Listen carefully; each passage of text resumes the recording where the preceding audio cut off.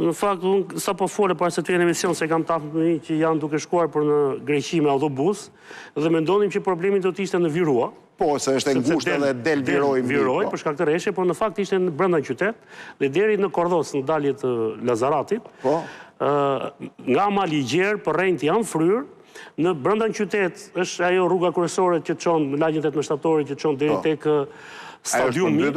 Ajo ka pasur një përruan mes historikisht. Sapo e the ti që të këto tendrat që bëjmë ne, i fusim ca tuba aty brenda, dhe a thu se është rake, ai mund të jetë rake 364 ditë vitit. Mund të vi një herë 365 mund të vit. Por kur vjen, të krijon gjitha përmbytjet. Gjirokastri problemi vetëm autobusët për që janë makinat larta. Autoveturat kanë patur probleme shumë të mëdha se i ka marrë rrymë apo ishte dhe rrymë e fuqishme. Shive shtëpia. Problematika tjetër blendi është që parashikimet janë që nesër dhe pas nesër do të jetë i njëjti intensitet i shiut dhe deri ditën e hënë pritet që të përmirësohet koha.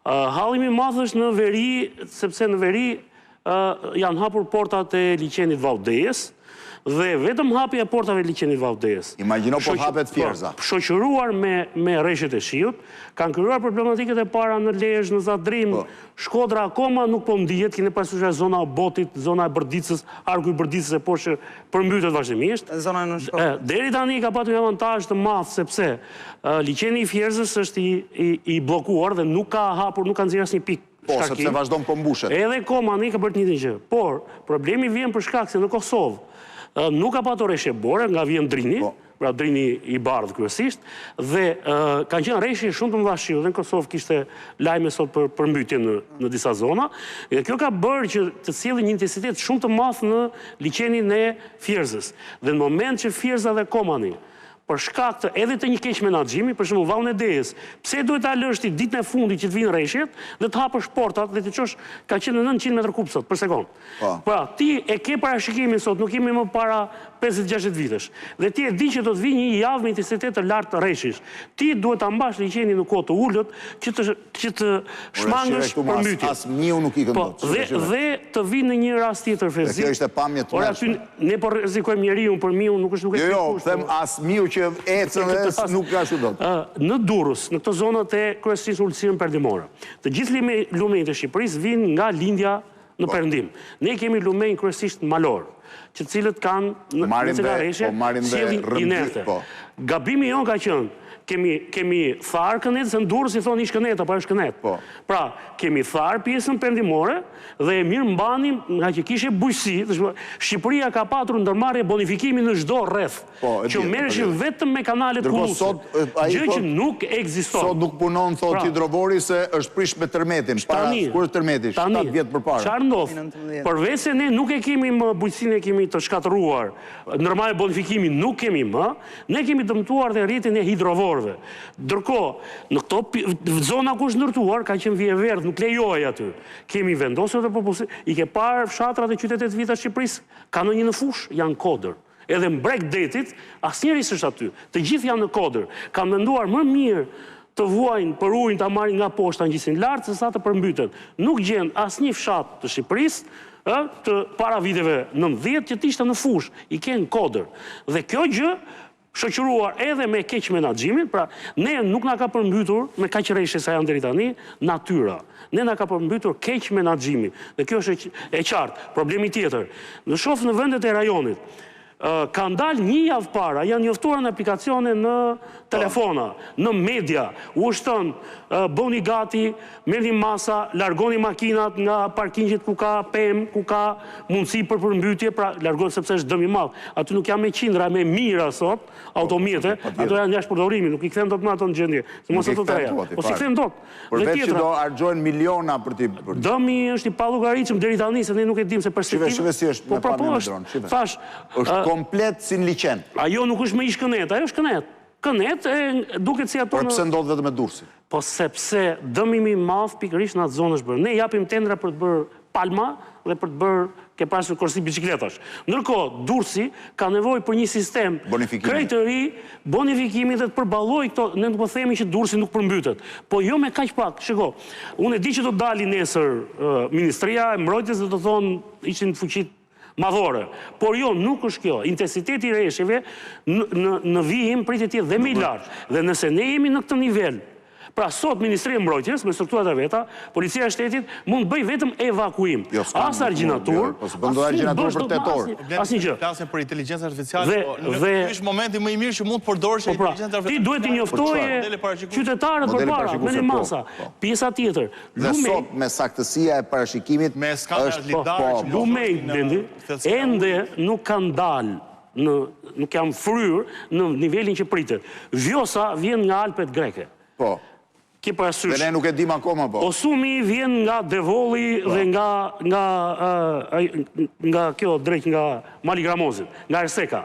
Kur të bashkohen të dy në urvajgurore, pra Devolli dhe Osumi që krijohet Semani, aty krijojnë një fuqi shumë të madhe që ajo më përpara si mbaj. Shqipëria ka patur një rrit rezervuarësh për të vaditur tokat prej 600 kur thonë nga ajri ti e shikon që ne jemi plot me liçenet vogla.